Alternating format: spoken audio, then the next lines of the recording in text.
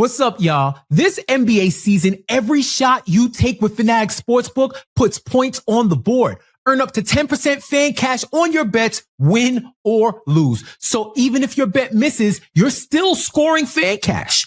Unlock the world of Fanatics with FanCash for exclusive rewards like authentic apparel, game tickets, and meeting legends at Fanatics events. Make the switch and turn every bet into a bucket with Fanatics Sportsbook. Winning hits different here.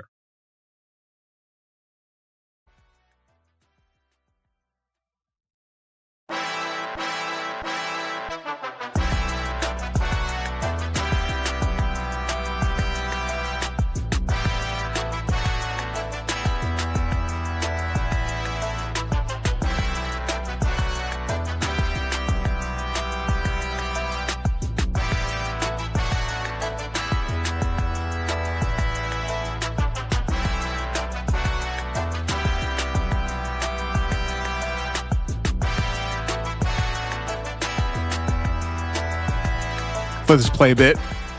I love it. Shout it's out great music.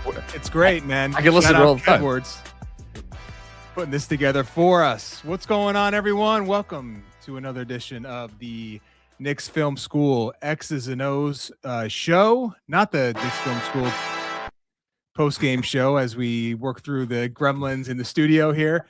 No, there's only one gremlin in the studio, and that's me. It's Jonathan Macri. That's the only. There it is. Okay. Yes, I am joined by Mr. Macri again. This will be the third week in a row you've joined us here on the X's and O's show. It's not like you don't talk about this team enough. You just can't stay away. You need more Knicks talk in your life, of course. Benji and I will be back together very soon as we work through festive season, holiday schedules, and all the things. But we have a lot to talk about today, and shout out, of course, Fanatics Sportsbook for sponsoring another edition of the X's and O's. Knicks, 17-7, winners of 8 out of 9, according to Cleaning the Glass, the third best net rating in the NBA at 9.4. Not a lot to complain about, a lot to be very thankful for, grateful for, with this team playing, I think, really well at this point.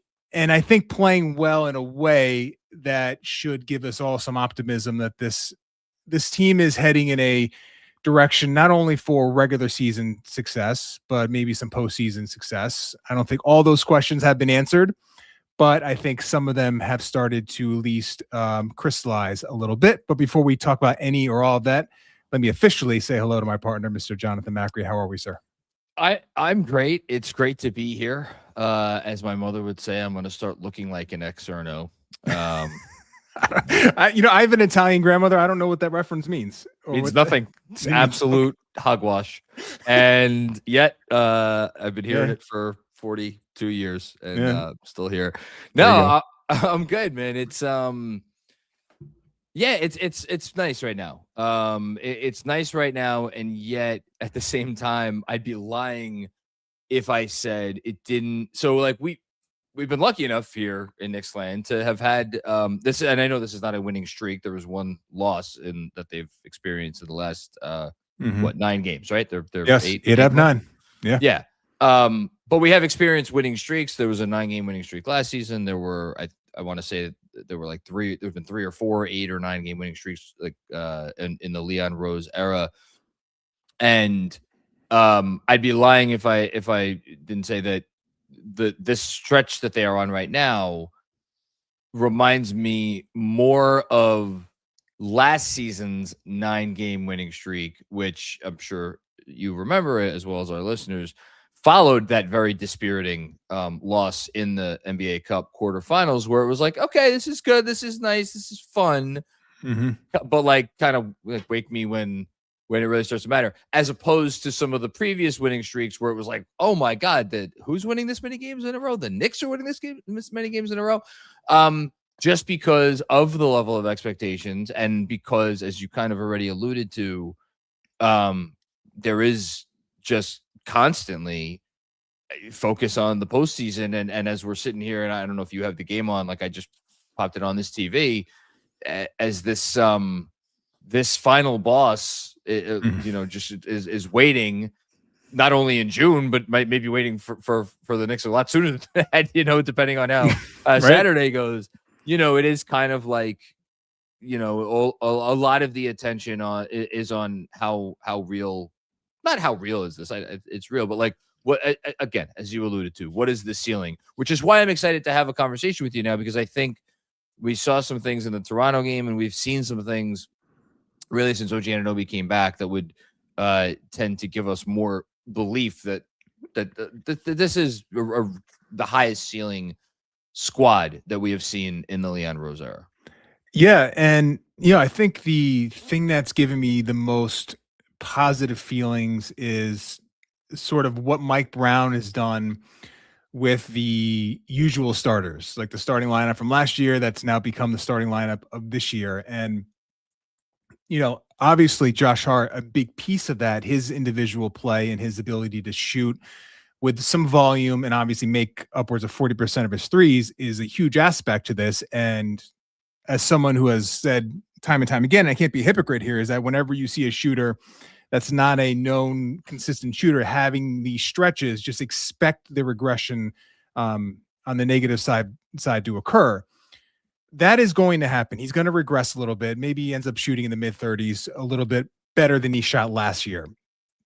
I think the way he is being used on the floor, though, is where I think this is like real in terms of his ability to be a part of a really good unit with this starting five.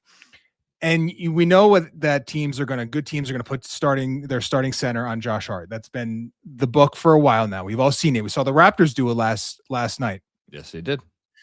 The way that Mike Brown is deploying Hart is a little bit different than, or I would say even a lot different, meaningfully different than what Tom Thibodeau did last year. And shout out Shaq's NBA, who's been all over this as well. Instead of Hart being either in the corner where he can be played off of, and if you're big playing off of Josh Hart in the corner, you have the entire court to sort of be able to manipulate as a help defender, versus now Josh Hart is in handoffs. He's screening the ball. He's off-ball screening. He's cutting. He's constantly in motion. That activity, I think, has made it a lot harder for that center, to be loaded up and help to disrupt everything for the Knicks. So that's like the big piece of like why I think Hart is going to be a benefit, a boon to this offense, saying nothing about what he can do as a transition player. But I think that's why I think this is going to be sustainable even when he has some regression in the three-point shot. So that, to me, and we'll just stop there, and I want to get your thoughts on this, how Hart is being used, the fact that he's involved in an offense that is going to take advantage of his movement, his cutting, his ability to pass, to me is a little more diverse and has more variables than the offense of last year, and why I think this offense can be sustainable beyond just Josh Hart shooting a bunch of threes and making a bunch of threes. So I want to preface what I'm going to say by like the notion that the shooting percentage, which is currently at 40% on 4 attempts per game in just under 30 minutes. So to maybe put that into a little bit stronger context, he's at 4.9 3-point attempts per 36 minutes. Last season, he was at 3.1. So that is if I could attempt to do some quick math in my head, roughly like a 60% increase in attempts. And then you obviously look at the other, the numbers that matter. Like 2 seasons ago, he shot 31% the 23-24 season. Now, nobody really gave him much grief for that because they didn't have any warm bodies by the end of the season. And it's like he was out there and he was doing what he could do. And if Josh Hart fired a bunch of threes and he missed them, it's like, all right, well, whatever. What's the alternatives? And then last season was at 33%. So this is at 40% right now.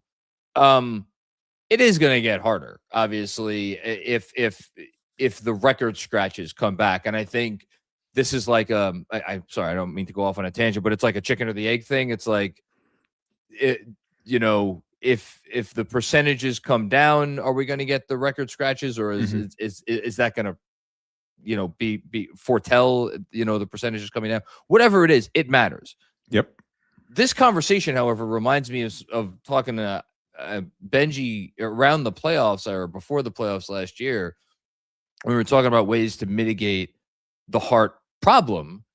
And at the time, we were just all kind of accepting of the fact that Josh Hart was going to remain a starter, which that's a part of this conversation too. We'll see, is that now going to be like a season-long thing? I don't know.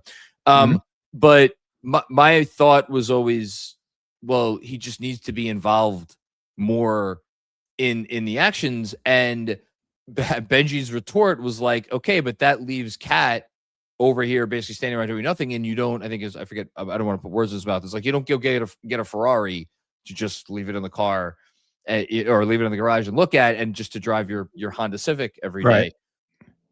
What it sounds like you're kind of talking about is a happy medium. Yeah. Where he's involved, but he's not involved to the point where other pieces or more, beneficial pieces like Cat are being ignored. But that's what I want to toss it back to you. Yeah. Is that the case? Well, it's interesting because I did have a play that was in my head from last night, and I think it was second quarter. It was, again, X5 is guarding Josh Hart. They had Scotty Barnes defending Cat, and OG Anunoby also involved in this play, was guarded by Jacoby Walter. So Hart's initiating the action top of the key. Cat sets a pin down for Anunoby, who instead of coming around to take to almost come towards the wing, he comes from the far corner and curls it. So Barnes has to slightly pull off of Cat and sort of help on that Anunoby curl. In doing so, you almost can see Scotty Barnes realize, all right, Cat's setting the screen. He's now fading to the corner. We need to switch this, because if we don't, Cat fades to the corner. Hart's going to hit Cat for a wide open three. That's a 5-alarm fire. We can't allow that to happen. So he point switches. Walter then gets Cat. Now Cat gets the ball from Hart. Now we have an ISO situation where, yes, you have a wing on Cat, but you have one that's not 6'9", 240 pounds. You have Jacoby Walter now guarding him. Cat takes him down low, drop step, spin baseline, or spin back to the middle, and finishes. So that was an example where, you can have Hart initiate. Instead of Cat like last year, sort of just standing around and being a floor spacer, get him involved in an off-ball screening action. Because he has such elite gravity as a shooter, it, for a moment, disrupts what the Raptors are going to do. They have to switch it, and now Cat's got an advantageous matchup that he could take advantage of, and he did. So, sure, if you're going to have Hart involved a lot more, it's going to maybe limit some of the initial actions by Cat, but that doesn't mean that you can't weaponize some of the best gravity in the NBA. And you've seen Mike Brown do that with Jalen Brunson as an off-ball screener, and you're seeing it last night with Cat. That's just one example, but I think seeing more optionality when you do have Hart involved in the main action. You could still utilize the entire court, utilize every player's sort of attribute and main skill, and you're getting, I think, good benefit out of that. And that's why I think when Hart's shot, is going to go up and down and waver, you can still generate really good offense. And, Cat as a screener is not special in terms of like hard screening, but he's going to cause a lot of disruption, because once he sets that screen, you have to help off that. You need to get back to Cat. So you're either going to switch it or he's going to be open for a three. And that's where you could see teams really get bent by this Knicks offense. I mean, not only you can generate good offense, but again, it is, I want to be emphatic. It is early.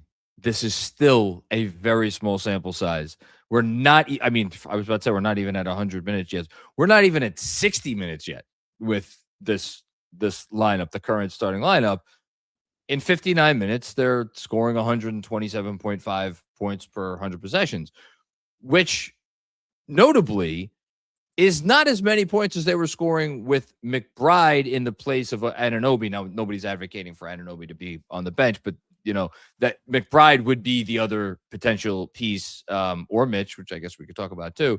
Mm-hmm. That group was at 134.7 offensive rating. The difference, of course, is that in a lineup without OG Anunoby, they were giving up quite a few more points per game. So the net rating, not quite as robust, but it is working right now. And you just made me think of it, that I think I got asked this in the Patreon mailbag that I just recorded. Shout out to all of our patrons out there.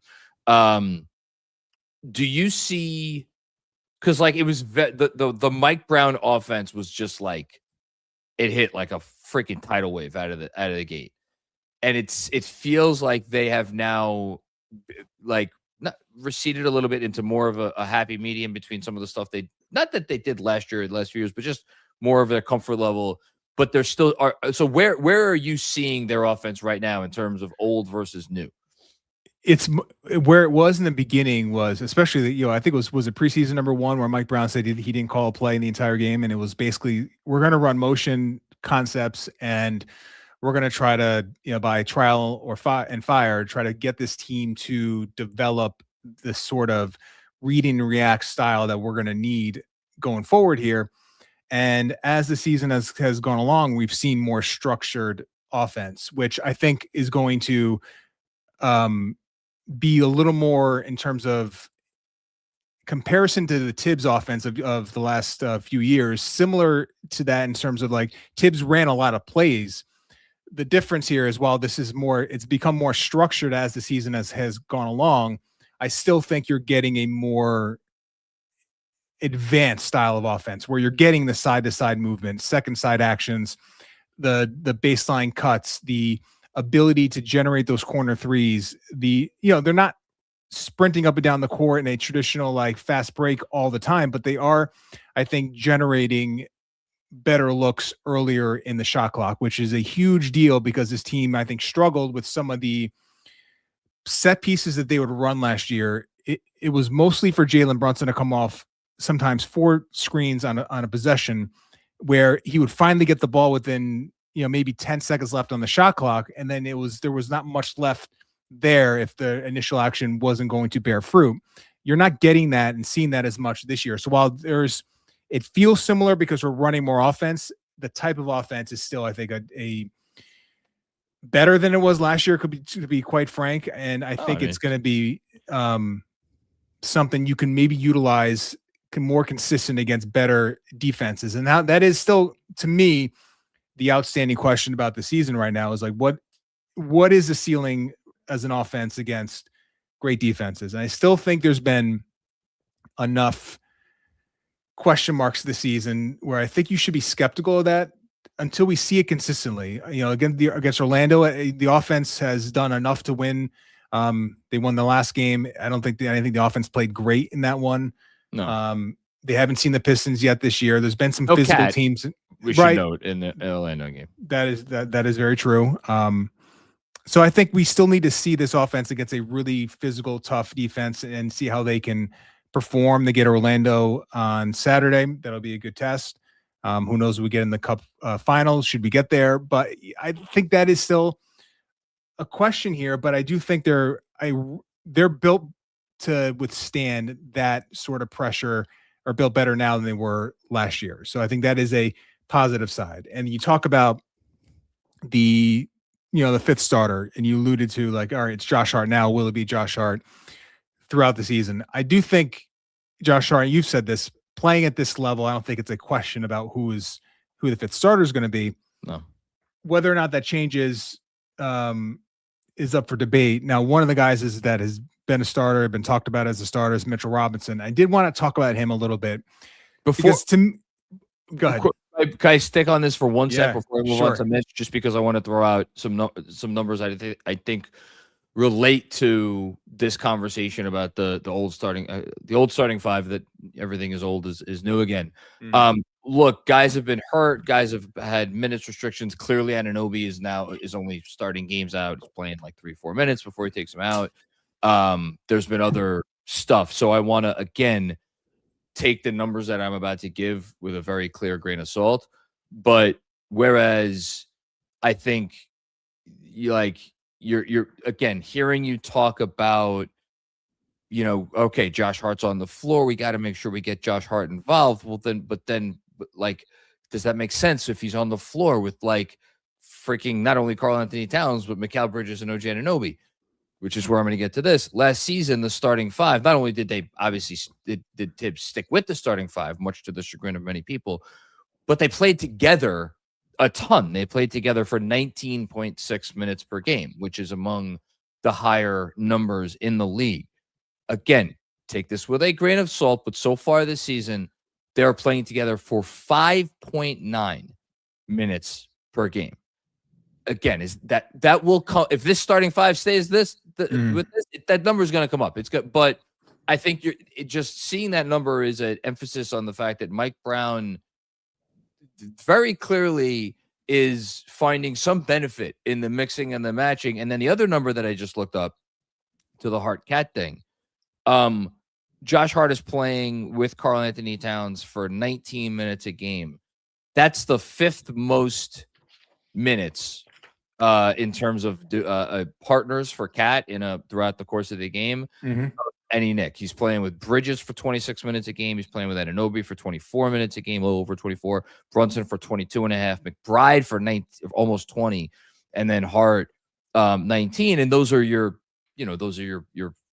all your prominent players. So I think again that would seem to indicate that Brown recognizes and understands the value of, like, yes, just because we can make it work with getting Cat the opportunities that we want to get him with Josh Hart on the court, doesn't mean that we shouldn't also be looking for these other opportunities for, where he has a little bit more room.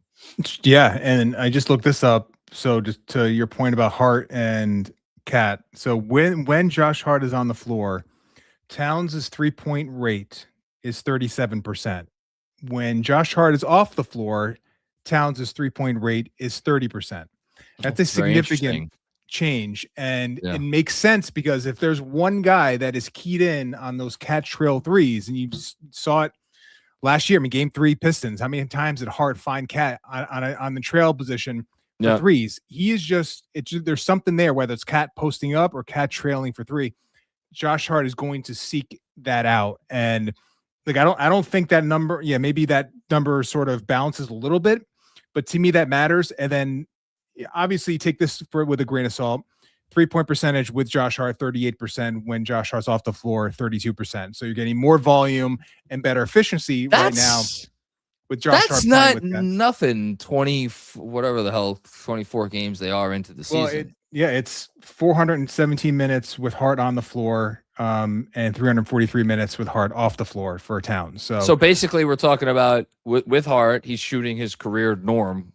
Basically from three, and without Hart, it's been a bit more of a struggle. Yeah, and he's getting threes up at a higher rate, and that's been one of the things that we've all. I mean, you more than anyone Cat can't take too many threes, so that matters. And again, that is just one area. You have to look at the offense as a whole, but there's something to being Josh Hart playing this way.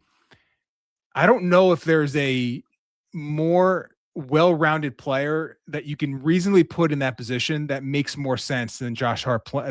This type of Josh Hart, like Josh Hart that's playing right now, he just does so many things with his passing, his overall playmaking, his finishing in transition, and of course, like his rebounding, and his defense has seemed to at least tick up over the last few games since OG came back. Maybe not a coincidence. I don't think so. And I thought Hart, for the most part, maybe fresher legs, but I thought he handled the Scotty Barnes matchup pretty well last night. And that is not, I mean, Barnes has 4 or 5 inches on him and a lot of weight and a lot of strength. And Hart did a nice job of holding up for really well. One where Barnes had him in a post up, and Barnes tried to go through him, and Hart was able to take that first initial blow to the chest and kind of stay strong.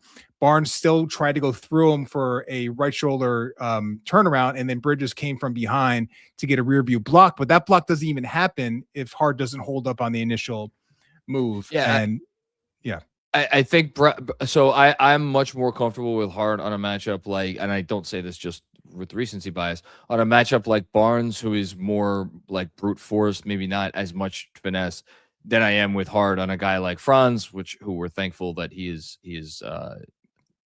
came out of that what looked to be something very bad, and it's not as bad as anybody thought.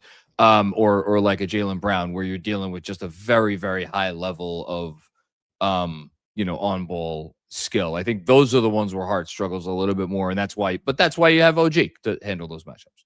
Yeah, that is exactly why. And you look up, if Hart is getting to the point where he is a B- B defender, and you have obviously Bridges playing if it's not the best defense of his career, it's right there with his Phoenix years, and obviously Anunoby night in and night out. And Towns, listen, there's been moments you can pick apart certain things about his individual defense, but the advanced metrics love him right now, and he just doesn't feel like he is hemorrhaging points for the Knicks. And I thought last night in the second quarter was big time in terms of his aggression in the pick and roll. Reminded me a little bit about the game one against the Pistons, where it was like, all right, where's this guy been? But Cat being a little more aggressive has been the way to get the most out of him. We saw that in Minnesota. So I did like the fact that you had this soft defense in the first quarter. Brandon Ingram got anything he wanted. Mike Brown was able to turn the ratchet up a little bit, and the Knicks were able to shut them down in that second quarter, specifically Ingram. Nice to see the Knicks be able to do that and have that gear to get to on the defensive end. Yes, the Raptors team was missing some important players, but still to be able to turn that intensity up and shut that offense down after a really rough first quarter is a good sign about where this defense can get to ultimately. You tweeted out that when you were praising his defense of in pick and roll against Ingram, you said it helped that with Ingram you don't have to worry about the split or him beating Cat to the outside foot. What did you mean by that? So one of the things, any great offensive lead guard, when they are blitzed or have aggressive coverage, the first read is typically the split, because once you do that and you're splitting the defender guarding you, and obviously the big and the aggressive coverage, if you could split that, then you have a significant advantage getting downhill.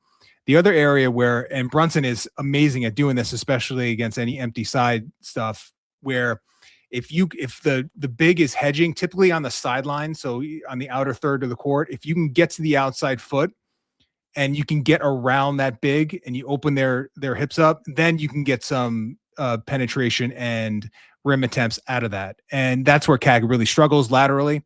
Yeah. And splitting obviously is an area where if he doesn't get his hands and his feet in the right position, you can certainly be susceptible to that. Ingram is just one of those guys where when it's going great, it's going to be a lot of mid-range operating. And that is he's a good pick and roll player, but not a great one. He doesn't really bend the defense in that same way. But listen, we saw Cat against Cade Cunningham perform at a high level, so he can do it. It's just obviously the consistency part of it.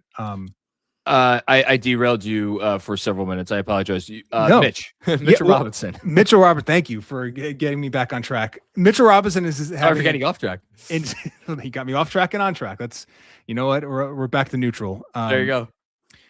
What a freaking weird year he's had. Oh my God. Of all the players on the roster, he's the one guy I have the hardest read on right now. And I was just kind of thinking about him today, and I'm like, he is right now, and maybe this is not a hot take, but it feels it coming out of my mouth. He is a better offensive player right now than a defensive player. And I don't think it's close. He is. Listen, let's talk about the good. Let's talk about the good for a minute, because it's not a hot take. That's the crazy part. It's not. No, it's not. So here's the offense, right? Well, obviously the rebounding is on the offensive side is historic right now. He is incredible. He freaks defenses out. He is, if not one, he's probably the second or third most important thing that any team is going to try to limit every time they play the Knicks. That's who he is. He's become the second, or if not the second, he's might be the first, the number one rebounder in the NBA on the offensive side. Yeah, it depends on what metric you want to use, but keep going. He's right there. The other thing that he has gotten so good at, and it's something that has been a slow build. It was a little bit last year, but it was limited minutes, but it's popped this year. There's no more getting the rebound and trying to finish with him, unless he is under the rim and he could dunk the ball. He is getting that offensive rebound. He's reverse pivoting and he's finding a shooter. Right now, his assist to pass percentage, which is basically like how often his passes lead to assists, it's at 8.6% this year, which, all right, that doesn't sound crazy. Yeah, but among centers that have played 250 minutes, that's 13th in the NBA among centers. Wild. Now, that's higher than Bam, that's higher than AD, that's higher than Hartenstein, and it's higher than Evan Mobley. So I know the Knicks are shooting an insane percentage on every Mitchell Robinson pass, and that's going to come down a little bit.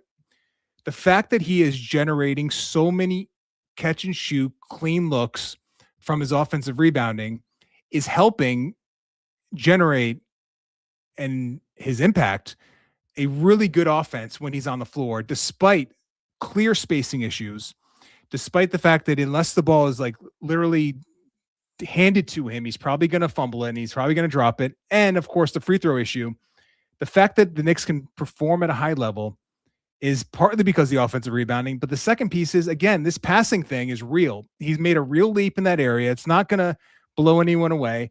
But the fact that he is now passing at this rate and now is just knows exactly what the reads are, and he's not trying to force these inefficient finishes at the rim.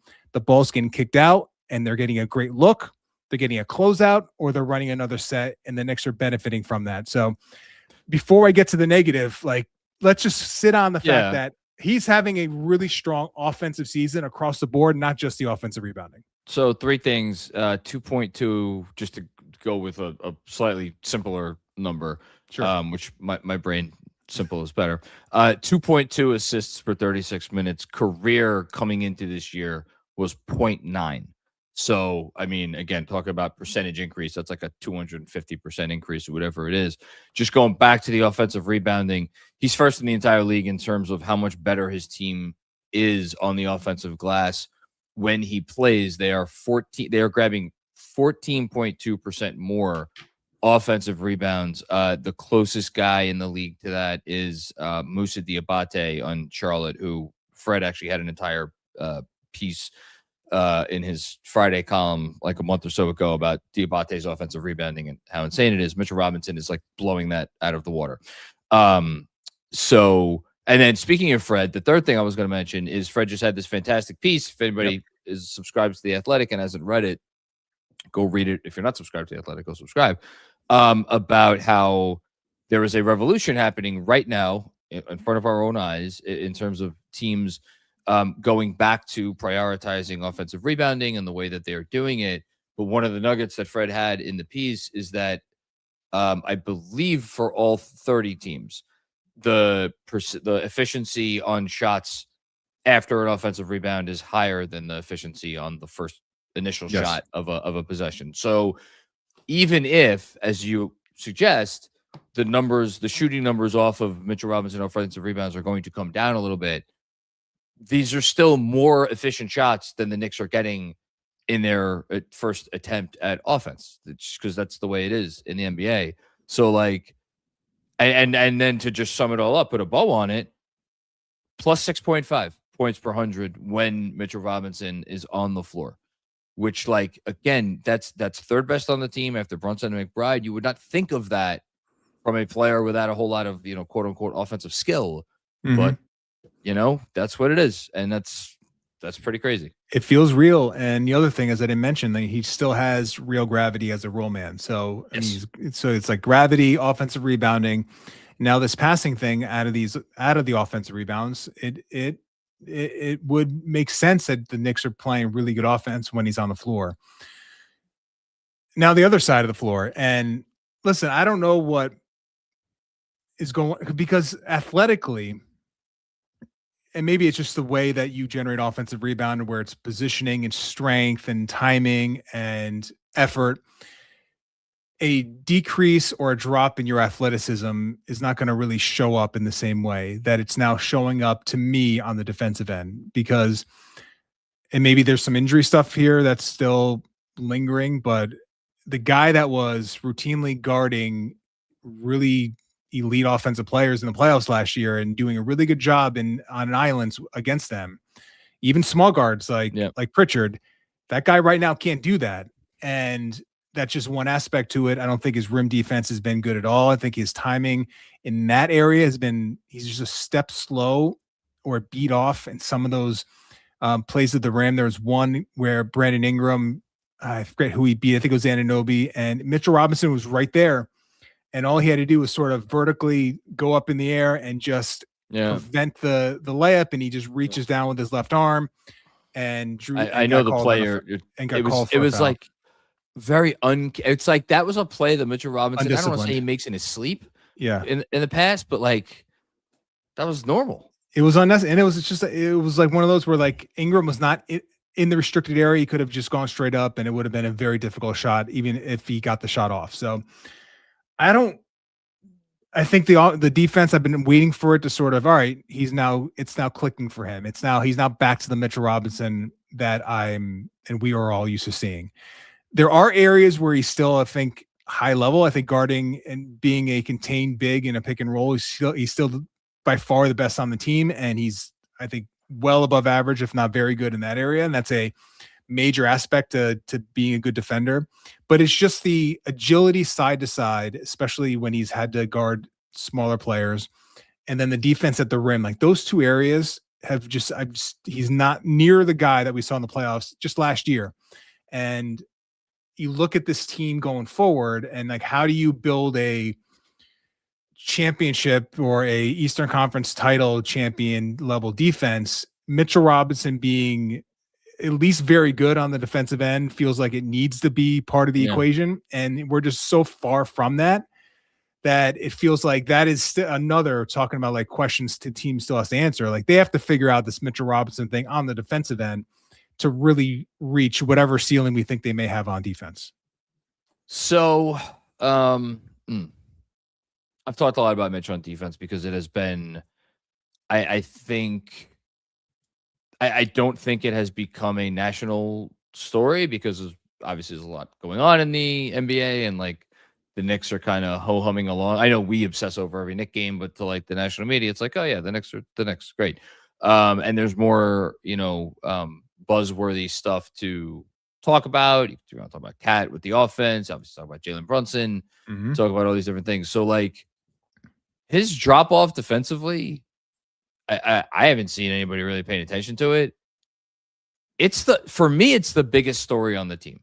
Like with the caveat that like I am like to the extent that there's any offensive stuff that I'm like, yeah, I'd like this to be a little bit better. Maybe the Cat Brunson chemistry. Like, I want to see maybe like a little bit more there. That's the sort of stuff where it's like we have 50 some odd more games. Like that'll only improve with time, with chemistry, with all that stuff. And the early returns are so good.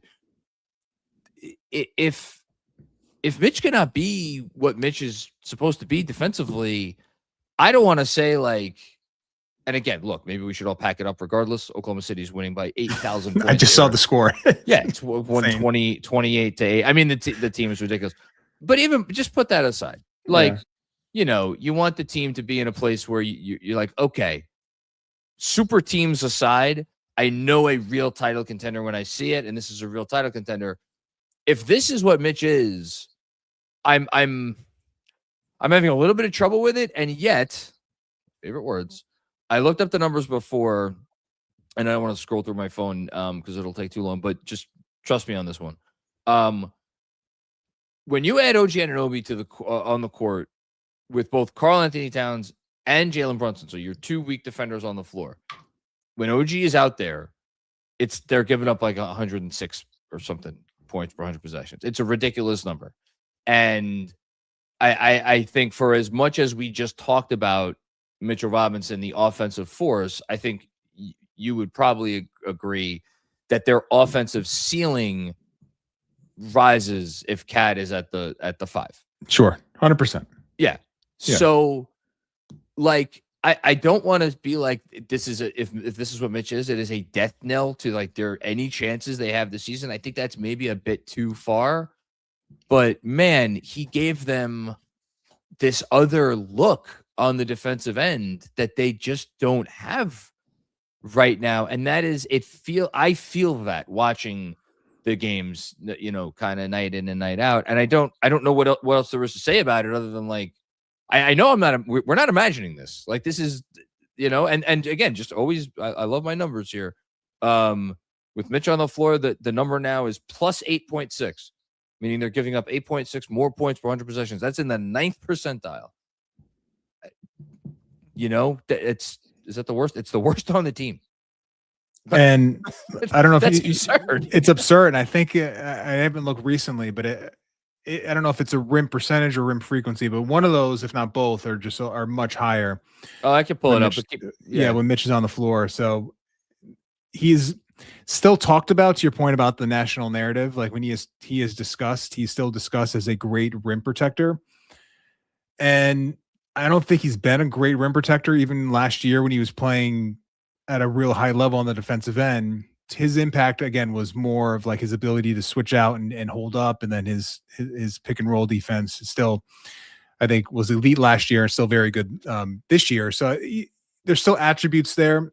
He does positive things. He has things he can bring value to, but the negative stuff is just really outweighing what he is providing on the good side defensively. So,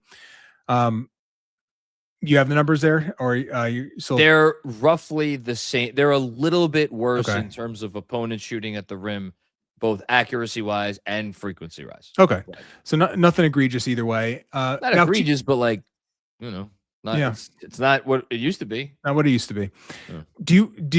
Are you surprised we haven't seen more Mitch Cat minutes of late? Where are you on the pairing of the two bigs?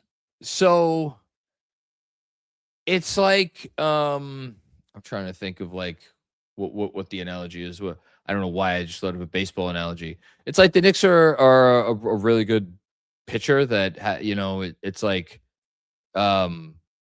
they've not. It feels like an off-speed pitch, I guess, is the quickest way to get to the analogy. And it's like all right, well, we haven't really needed to get to our off-speed pitch. Is that because they don't trust their off-speed pitch, or is it because they feel so good about the other stuff?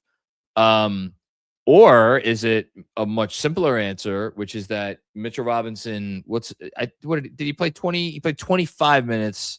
Yeah. And if he's not starting, how do you get to the minutes?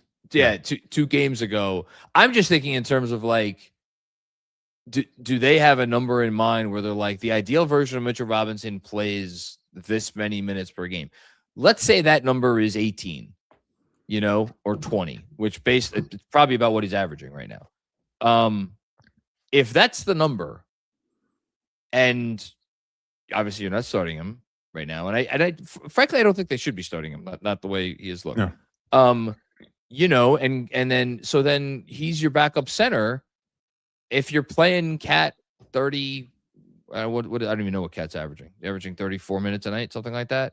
Hold on, I should have this here. But let's say 30. Mid-30s, yeah. Low mid-30s. Like, it doesn't leave you a ton of time left over. And I think it's interesting, and it's funny. What did Tibbs do when he was like getting really not desperate, but like he would go small only when he got desperate? It feels like when things are not working, Brown will go to the double big, which is very interesting to me. Like we've seen him, I forget what it was, 3 or 4 games ago. We started a fourth quarter off with the double big look when they had ended the third, not in great fashion. And it like stabilized the game. And it feels like it's a stabilizing presence because you have all this size and you're like, all right, we're going to probably grab 50% of our missed shots with these guys in the lineup together, and it is. And the last thing I'll say, for as much as like, we're talking about Mitch's defensive struggles, and obviously we know Cat has his issues against a lot of teams. So like not the 24-25 Indiana Pacers, just having that much like personage out there, is it can be a lot to deal with, So I don't know. I didn't answer your question at all, but I don't have a great answer. There's no clean answer to it, and I think the easiest answer is obviously that if he's not going to start and you have a limited amount of minutes, how do you get to that pairing? Listen, this is only 37 minutes, but I just had a look at it. Towns, Anunoby, Robinson, 30 plus 35 in those 37 Towns, minutes. Anunoby and Robinson together have been on the court for 37 minutes. In how many games? Does it say that, or do you? I don't. I just have the minutes. Oh, you're on cleaning. Okay. Yeah. So 37 minutes plus 35, 136 offense, 101 defense. There is, there's probably certain teams where, and I like the way, because when you were mentioning the fact that Brown goes to that pairing, maybe to stabilize things, that was literally the word I was thinking about. All right, if he's going to go to, he's probably going there because there are just some absolutes with those two that you're gonna get your half your offensive rebounds or half your missed shots. You're gonna on the defensive end, you're gonna have enough size out there to ward off the rim. You maybe not have to be as aggressive in those gaps to prevent those middle penetration drives. So yeah, I think that makes sense to me, at least in terms of like how you would want to deploy that. I think kind of sort of like get it back to full circle. I do think there's maybe I don't think you think it's set in stone regarding who the fifth starter is going to be. I don't think it is. I think Deuce is still going to have his voice will be heard in this. As a starter? I do, yeah. Why do you? I have to ask. Why do you believe? Not asking about why it should be a consideration. That we've talked about that ad nauseum. Why do you think it will be a consideration? What makes you believe that? I don't have confidence that what we're seeing from Josh Hart as a. I hate to make it about his shooting only, but it just feels like there's going to be a stretch where the team maybe scuffles and Hart's a part of that. And it's like a 5-6 games where it's not working for him. And let's say Deuce is still performing at around this level. I don't know if Brown will do it. But I do think it's going to be something the team will just constantly have to wrestle with. And, come playoff time, I don't know, against certain matchups, how willing is Brown to be more flexible with that stuff? I don't know. I could be completely off on this because as we know, Hart talked about like having routines and like feeling like he knows exactly what's going on a game-to-game basis. That Brown might have this idea that, all right, let's get to a point where we're comfortable with this unit. And then we're just going to, unless it completely breaks, we're not going to change it. That might be the more likely scenario, but I wonder about when Hart starts to, get the yips a little bit and things aren't flowing the same way on the offensive end. Would we see a change? I don't know. I think it's still, it's an open question right now. I found it very interesting where I find Brown's openness to be very refreshing. Mm-hmm. And it makes you really have to pay. I've probably alluded to this over the last few years. I didn't pay attention to a Tibbs press conference other than when I felt like some soundbite would just be funny. I didn't pay attention to a single thing the man said for almost 5 years because nothing mattered. He was just going to say the thing to move on to the next. Mm-hmm. Get out of there. With Brown, you have to pay attention. And when he was like, it made it sound like his whole staff was imploring him to start Josh Hart. Yeah. So my question was why? Because if it was all about Tibbs's, insistence on sticking his head in the sand and just like, I got to start Josh Hart, otherwise, what am I going to do with myself? Then they wouldn't. That's not how they would be. But if again, it made it sound like it was a lot of his staff. My guess is that it was including the staff that was here last year because they have what? Yeah. They have 3 holdovers, right? They have 3. Yeah, they do. And that's when I heard that quote, I was thinking about those guys. Yes. That know Hart and have a relationship with him. Yeah. And that's what I thought too. And that made me think, okay, well, is that like from a team culture locker room standpoint, we need this? Is that from because I'm pretty sure when they went to him, they weren't handing him the whiteboard or the clipboard, be like, here's all the X's and O's reasons you should do. I don't think that was maybe, but that would not be my guess. My guess is it had to do with like some other stuff. So between that and the fact that like there was never one report, never one soundbite, never one anything from anywhere that Deuce McBride was being considered as a starter in the preseason. Now, again, maybe they change. I don't know, but I do hope you're right. Because it's still a part of me that wants to see Deuce as a starter. Yeah. He's had a really, I hope. What is the deal with his ankle? Are we thinking, is this like a week-to-week thing? Has there been any reporting on that? I was just thinking about that. My initial impression was that it was not serious, and I'm actually wondering why I had that impression because the fact that Brown couldn't give us an update yesterday, was a little disconcerting. Yeah, I had the same feeling. I don't know if it was because he kind of stayed in for a possession or two and then came out, that I was like, all right, it's not that bad, but he's an important player. Obviously, they got to win without him finally against Toronto, but I thought in the preseason, like, there's just something different about the way he was moving, and it feels like at his age, mid-20s, athletically, physically, like sort of filling out in the right ways, and Yep.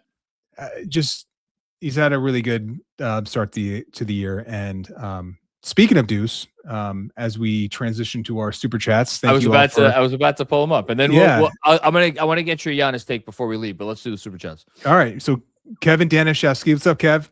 Thank you so much for checking in with us. Happy that Hart is playing like a top 30-40 guy to earn role, but so tired of the Deuce is too small.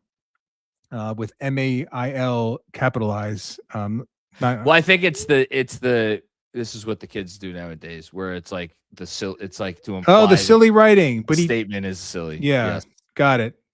Okay. Man, the fact that I'm pointing out to anyone what the whippersnappers are doing these days. Yeah, I know. It's not pretty rough. And I have a 12-year-old, so I should know. You should. Deuce is too small. Narrative built like a truck with a 6'8" wingspan. So yeah, I mean, thank you, Kevin. I know Kevin has been let's start Deuce from early last year, if not preseason last year. So he's been consistent with that. Yeah. The Deuce is too small stuff.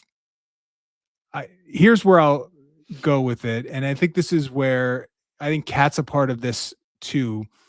Because the narrative with Cat that a lot of people love to push back on is like, if you say Cat is not a good defender, you can look at a whole host of impact metrics that'll say that's not the case, that he's actually above average defender. And if you look at it this year, small sample size, he is a elite defender.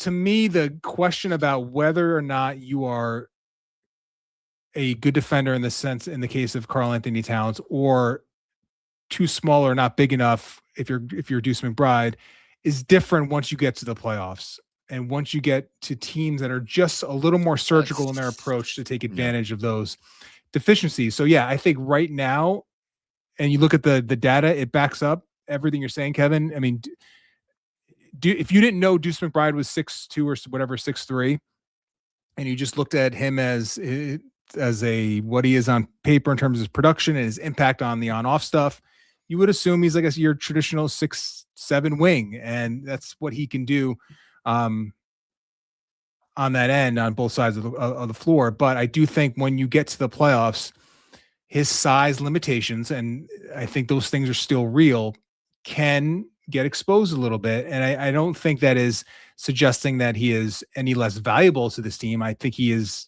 immensely valuable, as you do, John.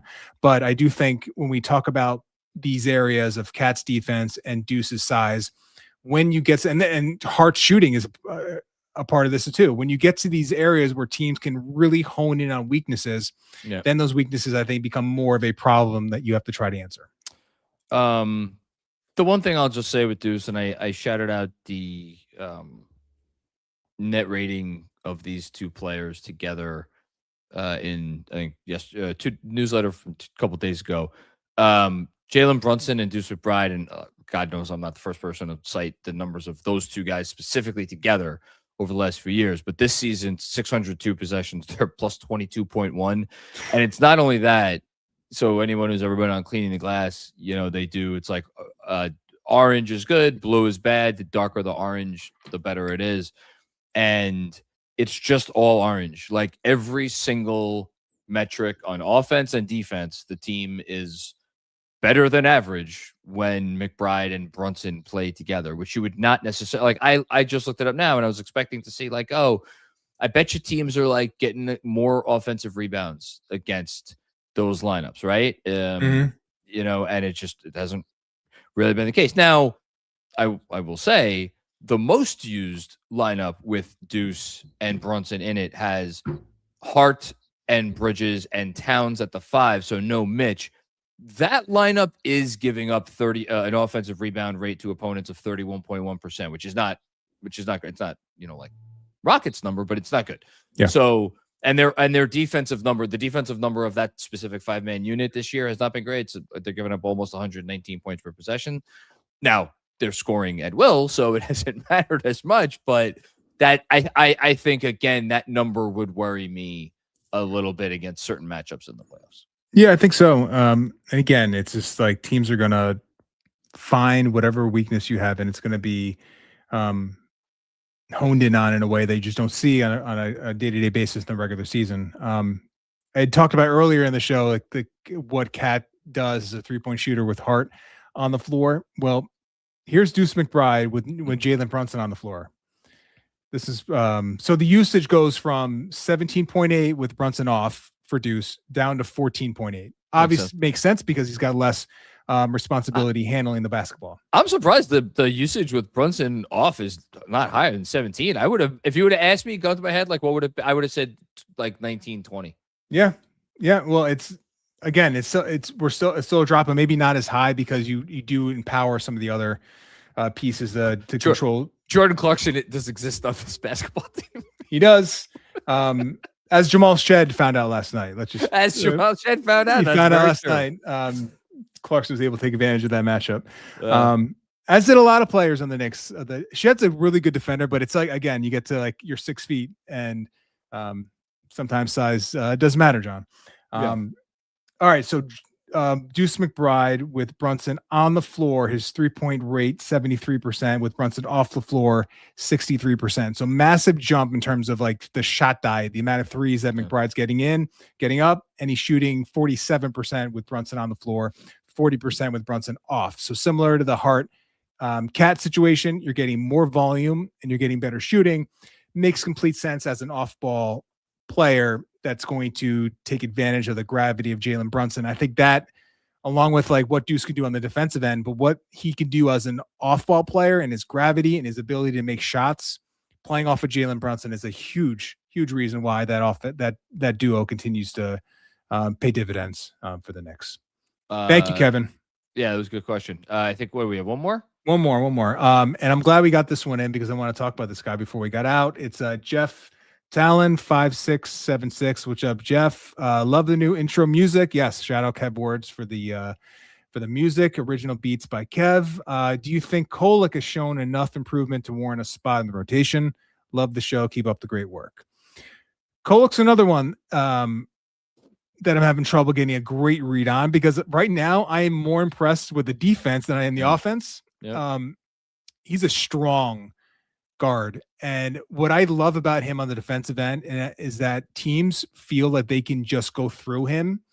And he clearly has developed a lot in the strength department because he is holding up really well in some of those one-on-one matchups, post-ups where players assume they can just walk him under the rim and he is not allowing it. And the other thing that is now starting to show a little bit is that he has really good hands on defense. He generates steals. He gets his hands. He's not afraid to sort of get in the mix in terms of digging a ball out and doing that. Steal rate is much higher than it was last year. It's well above what you would expect from a guard, above average. That's a big positive for him to try to stay above water on the defensive end long term. Offensively, we saw the one action they ran. It was a after timeout play where Brown had him run off I think a double drag off a timeout, able to get down to his left hand, had a nice finish.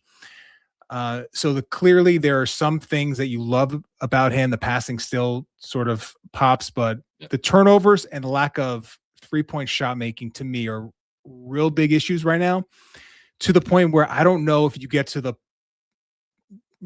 you get to April, you get to obviously the playoffs. If you can feel comfortable with Kolek being in the rotation, then if those two things are limitations. I'm not there. If he's playing in a game in after April 15th, it's like someone multiple someones have gotten in foul trouble in like the first half, and we need to throw Tyler Kolek out there for 3 minutes.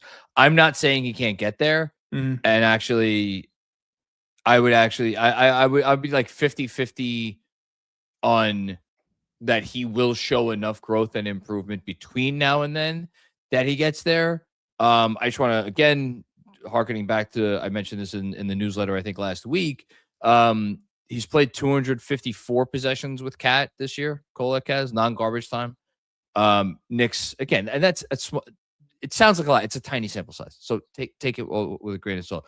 They're plus 16.1, and the reason why there's again probably noisy. It's a 101 defensive rating, which would be like better than the Thunder, so that's probably not sustainable. Yeah. But you'd have to look at the 3-point percentage against on that one to see if there's some shooting luck in there. But yeah, you're right. It's small 100%. Sample size, but positive. It's but look, they're putting up 118 points per 100, and that's less than their regular number. But Jalen Brunson's also not on the floor for I'm looking at it right now for pretty much all of these possessions. Yeah, that makes sense. Yeah. So anyway, before we get out of here, I know we've gone over an hour. Very, very, very, we're not getting into detail. I asked Benji last week on the Giannis thing. I was like, are you at the point where it's like, it has to be like the right deal. I need to be able to, whether it's, I need a stretch 5 or I need to keep OG or I need whatever. Or are you of the opinion that it's like, it's more or less like it's Giannis. If you get Giannis within reason, you get the guy, and then even if it maybe takes you out of the hunt this year because you just don't have the depth or whatever, you worry about that moving forward because this is not a 1-year runway. I think it's got to be the right trade. Okay. I think there's probably a couple avenues where you can talk me into making this work. I don't think I'm at you just figure out how to get them in the building and then you build from there. I think we've seen enough of what a lack of depth and being really top heavy can do to a team that the Knicks are maybe going to feel that even with this current iteration. We are feeling it. I feel that every time I watch the freaking team. So if you're eat into that a little bit more, I don't know. Yeah, you bring Giannis in, you can retool a little bit next year. The other thing is, man, if I felt like he'll be healthy every playoff run, I'd feel more comfortable with it. But it just feels like it's every year now. I know it's not every year, but it just something. It's the calf, it's the back, it's not just the 31 or going to be 31 years old. It's just the injuries, the nagging injuries are really starting to pile up. And he is a player that requires very specific team construction. He has not played without a stretch 5 probably since they brought in Lopez, right? Consistently. It's been the way to go with him. It did not look great ever with Dame Lillard. I think Brunson and him would have to. They would sing together. It would be amazing. I don't know that to be the case. I think you're seeing Cat and Brunson still struggle with that. And I think their skills offensively mesh a little more. So yeah, there's question marks, but again, he is a top 3 player in the world. He's still playing at that level.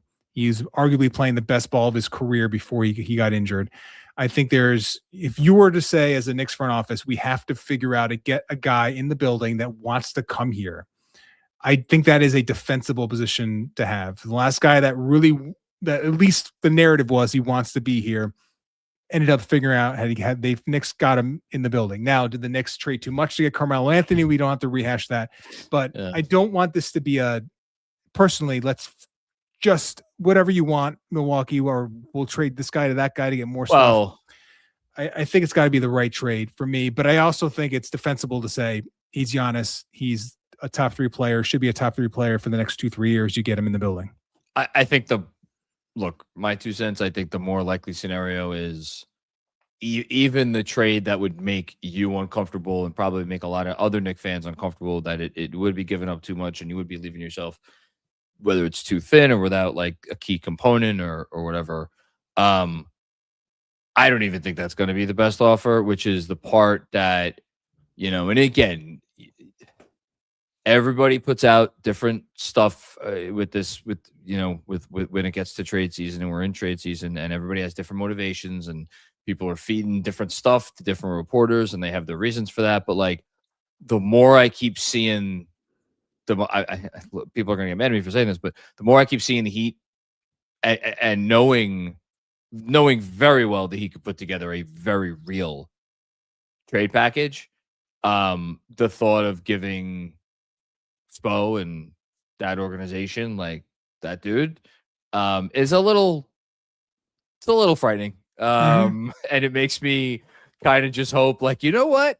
I don't even know who the West team would be that would, and that's again, the other part of this is like, because I think it's very clear from the reporting that Leon Rose is not going to bend over backwards. Like, he's going to try to do this on his own terms, as he's done pretty much everything on his own terms since he's taken over. So I don't know. It's just the thought of him ending up with the wrong team. Would not love that. I'll just say that. Yeah, I mean, you hate to make yourself more aggressive because of that, but I do think that is the reality of it. Yeah, but I do think that's kind of the reality of it, is that, you know, if he is set on at least playing on the East Coast in some way, shape, or form because of proximity to Europe and getting out there relatively consistently, especially with family that's not going to fly private all the time, that might be a real deciding factor for him, staying out of the Western Conference and having to get out of the Wemby business and getting away from Oklahoma City, at least into the finals. If he's saying, I want to go to the Knicks, and if I'm not going to go to the Knicks, and here's 2 or 3 other teams in the Eastern Conference, it would be a pretty bitter pill to swallow if you are the Knicks and you didn't do everything in your power to get him, and he ends up going to a rival. But the flip side of that coin is, why are you not doing everything in your power to get him? You're not doing everything in your power to get him because you believe that your team can, again, at least make the finals, right? At least make the finals, which is why the last thing I'll say, and we'll see how Saturday goes, but I do wonder if they make the final of this cup thing. I wonder how much that game, again, it may not even be against Oklahoma City. Maybe the Spurs or Lakers, whoever wins this game that's about to start, maybe they beat OKC. I mean, it's crazy things have happened. But like, if it is OKC, I wonder how much Leon Rose how much value he will put on the outcome, and not even the outcome of that game, but like just how it looks, how it looks, how it feels, how they're able to hold up against that team. So is all to say, I think this is a big week for the Knicks. Here. And Giannis feels like 2 or 3, I think 3 guys probably in the league right now that are such singular forces offensively that you can come up with a case that they could not single-handedly beat Oklahoma City, but provide them with a problem that they even don't have a great answer for. It's like Luka, it's Giannis. Who can't you guard? I mean, it's Jokic. Yeah, those 3. And Jokic. That's yeah. Oh, wait, I was about to say, there's a 4th guy. He's on OKC. Yeah, right. I was going to say, Wemby, not yet. In a couple years, he'll be there. But, yeah, so that and then to bring it all the way back around, so he's one of the 3, right? Okay. And then there's a group just below those 3, right? Or 4 if you include SGA. And that group is like, I don't know how many players deep that group is. Is it 4 players deep? Is it 5 players deep? Is it 6 players deep? We have one of the guys in the next group too. That's true. So, and look, a team got them the 7 games without one of those guys. No, Halliburton's he's a unique animal, but 100%. But I do think it's like 2 teams did take Oklahoma City to 7 games last year. And look, they're better. Clearly, by every metric, they're better than they were last year. So maybe that won't end up mattering, but I hope we can see them in the cup finals. I think that would be obviously a huge litmus test, but a worthy one. I think it would be a fun game. The NBA would just love it. I think it would be you could just see the finals preview if the Knicks go in there at 19-7 and Oklahoma City is whatever they are. It would be a huge marketing boon for the league. The NBA better get a good cup game at some point. I haven't gotten one yet. I mean, the Knicks Raptors game was and actually the Heat Magic game. They were both fun games, but neither game was close to the end. And God knows the last game we just watched, not so much. I'm excited. I mean, even with no Wemby, I'm excited for this game. So let's get out of here. So I'm if I could stay awake, I'm going to try to watch this. DJ, this was great. Thank you for having me on your show. Anytime. Appreciate everyone listening. Saw you all in the comments. Appreciate everyone being along with us for this ride. It's been fun. We'll have a Patreon for subscribers. We'll have a video up today or tomorrow, previewing maybe the Magic game. Have some ideas on that, but so be on the lookout for that. John, thank you so much. If you're on all the socials, be sure to give us a follow at Knicks Film School. Can't do this without you guys. So everything that you guys do to support us, we really appreciate it. Hope everyone's having a great night, and we'll talk soon. Peace out, everyone. Peace. Must be 21 or older. Gambling problem? Call 1-800-GAMBLER. Connecticut, call 888-789-7777. Massachusetts, call 800-327-5050. New York, call 877-8-HOPE-NY. Maryland, visit mdgamblinghelp.org. Not available in all states. Terms apply. See the Fanatics Sportsbook app.